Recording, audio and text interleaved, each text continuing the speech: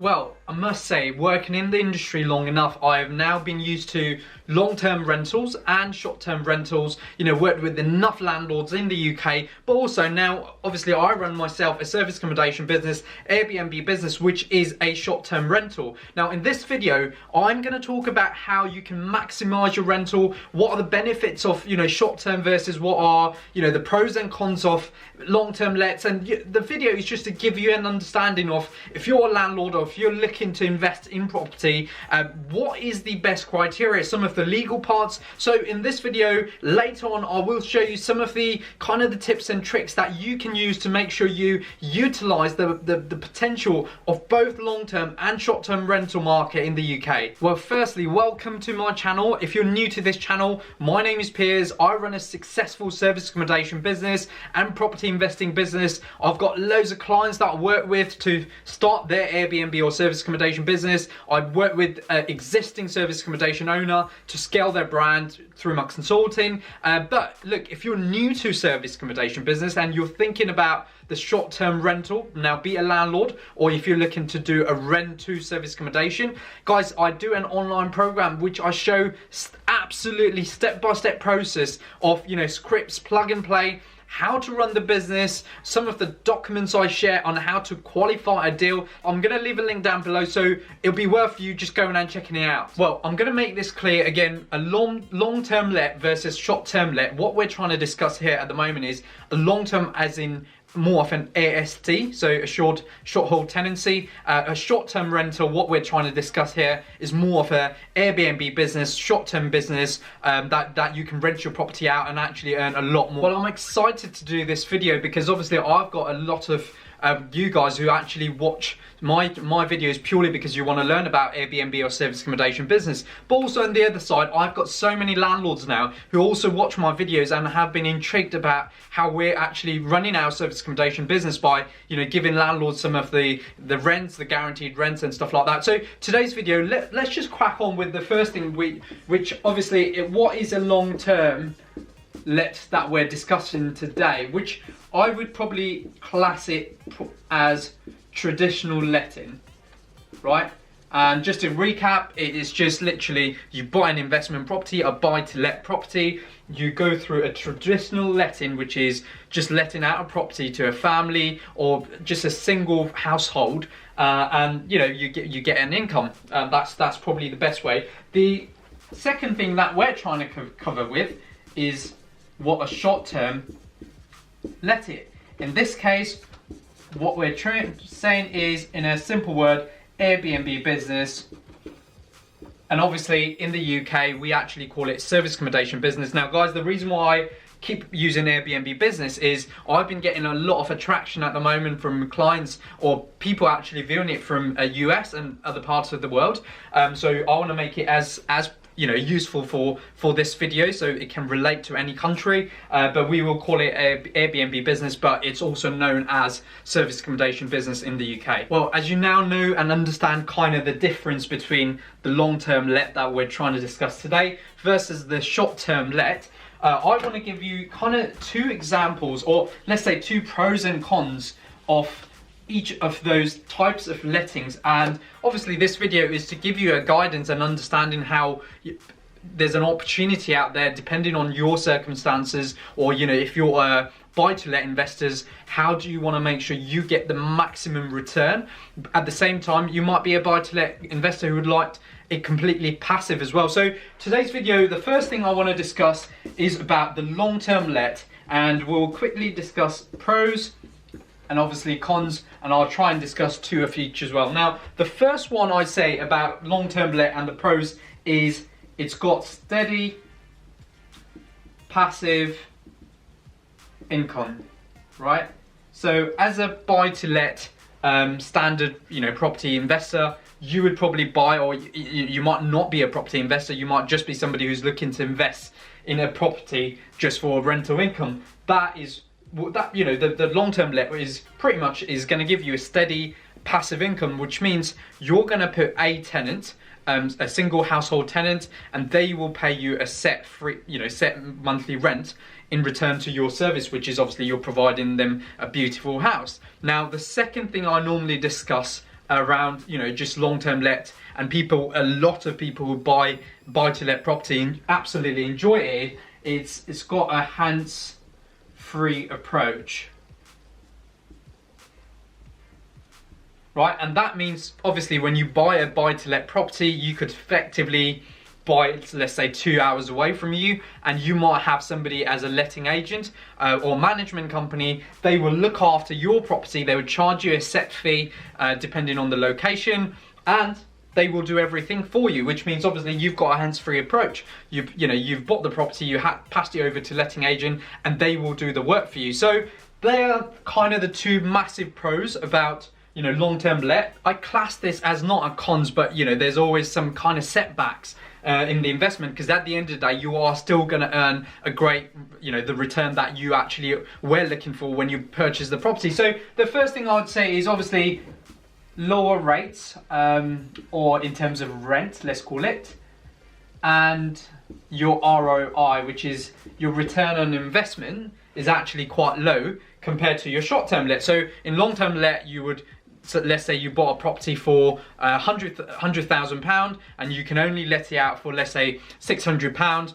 and that's your, you know, that's your pretty much rate per month that you're going to achieve, and that's your return of investment that you can calculate over the terms of investment. Well, in UK, I think one of the biggest challenge a new property buyer, especially on their buy-to-let, they find is they worry about what sort of tenant are they going to get. Are they then going to worry about, if I don't get a tenant, how am I going to pay the mortgages and stuff? So the second thing I would say is challenging tenants, right? And you know, that's the two things I think a lot of times. Obviously, I've owned a letting estate agency, and I know this because, you know, a challenging tenant can be two things really. One, they don't pay you on time, or they don't pay you at all, and secondly, they do not look after your property or report any problems or issues to the letting agent or to the landlord.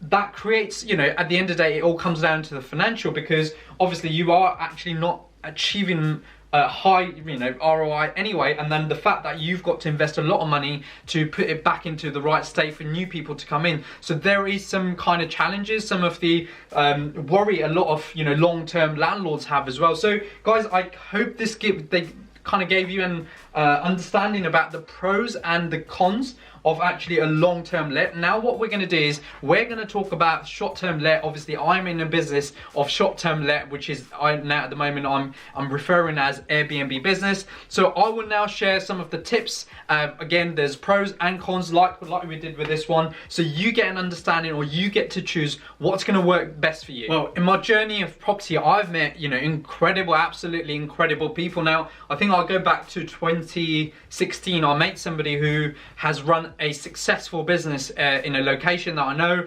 and we were just chatting, and we kind of discussed, you know, about properties in general, and he mentioned that I think it was in the early 1960s/70s, he was making so much money on his businesses that he at the moment he says he regrets that he didn't do it, but he was purchasing property outright for nearly £3,000, and that was buying a house for £3,000. So as you can see, what we're trying to achieve is we're trying to understand obviously you probably know this, that the property prices are, you know, sitting still at the moment. Obviously we're sat in 2020, but eventually we've seen that, you know, the history saying that the property prices has gone up in the last few years, and especially in the last 50 years.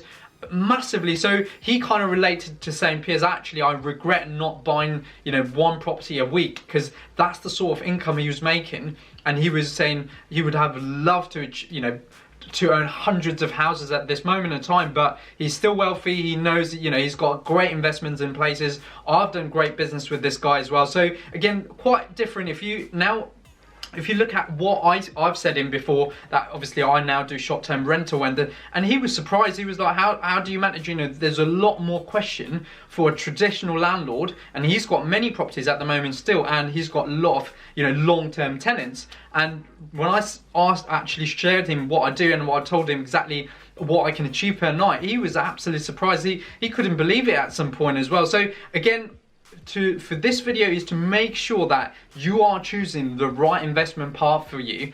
Now let's go back into the video. I want to make sure I explain you again the short-term rental,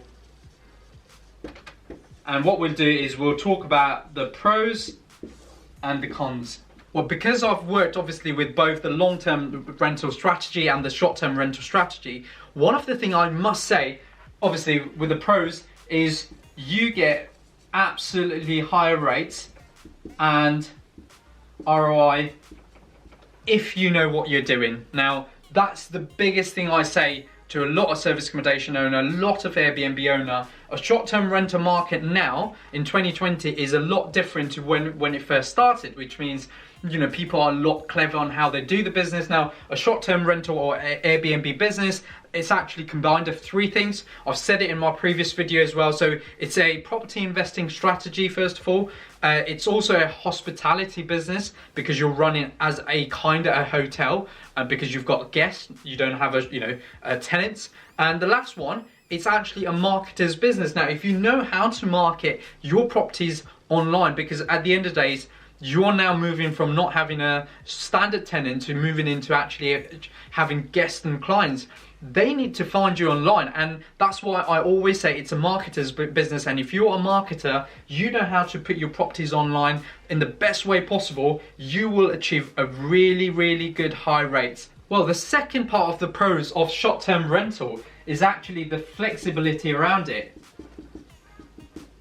And yeah, just to give you kind of an example, I've worked with somebody down south. They're so used to letting out most of their properties. I think they've got a few properties they're used to letting out in normal standard way, but they've seen me online, they've found me online, obviously known about the short-term rental strategy and wanted to create something for themselves in a mixture of their portfolio. So they had a great flexibility around their holiday home where, they were quite concerned that most of the time they'd have somebody for 6 months, then over summer they would have to keep it empty again because obviously they want to go there as a family. So what they tend to do now is, obviously they've now got a flexibility around certain dates, they block it for themselves so nobody can go it, but over the year they can still let it out as a short-term rental through the online platforms, through their own branding and marketing. Now, one of the things I work with my consulting client is I make them sure that they've got a strong brand presence so that, if they can be found at online travel agents, but if people want to book long-term, they will generally look you at, in direct booking platforms. And that's what I train or consult with all my landlords or my consulting service accommodation owner clients. Well, now we're going to move on to the cons of the short-term rental. The first one is time involvement. Right, so obviously as a standard letting, or you pass it over to a letting management company, they will have a tenant and they will do everything. They'll collect the rent, pay the difference of their kind of the management fee and stuff. This one, obviously, you might have different guests coming in and out of your property, which means your time involvement is going to be a lot more of managing the actual property. So that, again, if you're not ready for it, yes, there is opportunities out there nowadays that you can pass it over to management company for short-term rental. So they will do everything and you still are going to look at a higher return based on how they're going to perform. But yeah, there is an opportunity. But at the same time, if you want to put the profit to yourself and you want to get your hands dirty, there is a little bit of time involvement running the business of service accommodation or Airbnb business. Well, we're going to discuss the last part of the video, but the short-term rental, the cons, one of probably the biggest challenge, again, I'm going to explain to you in a minute, is what if it's vacant, so the vacant period. And I get loads of landlords asking me saying, Piers, what if there's a vacant period? What are you going to do about it? And I know I connect with loads of service accommodation or Airbnb owners, and their biggest concern before they start is, what if it's vacant? So what we call it in our industry, and obviously in service accommodation industry, is the occupancy rate. Now that could be a cons. Now again, if you're new to this short-term rental, you do not know exactly how to run the business of hospitality and the business of marketer, then that could be a challenging period, because obviously if you do not market it properly, your competitions are going to be booked and you're not going to be booked, which is going to leave you with empty units. And again, yes, you have got mortgages and stuff to pay. Well, thank you so much for watching this video. We are towards the end of the video now. I would like you to do two things. One, if you're not subscribed to the channel, please make sure you're subscribed. I think just over 70% of people who watch my video aren't actually subscribed. So look, I put so much effort to put videos like this together, so people out there, or entrepreneurs out there, or business owners will be, will be helped by, the content that I'm actually putting through. So I really appreciate if you could do that. And second thing is, please comment down below if you're, property owner and you're looking to get into short-term rental business, because again, like I said, I've got so much content in this channel that explains you more of a service accommodation industry, and that is what a short-term rental market is. So please make sure you're going out there and checking it out too. With that all being said, thank you so much for watching this video. Have a great day, and I will see you in my next video.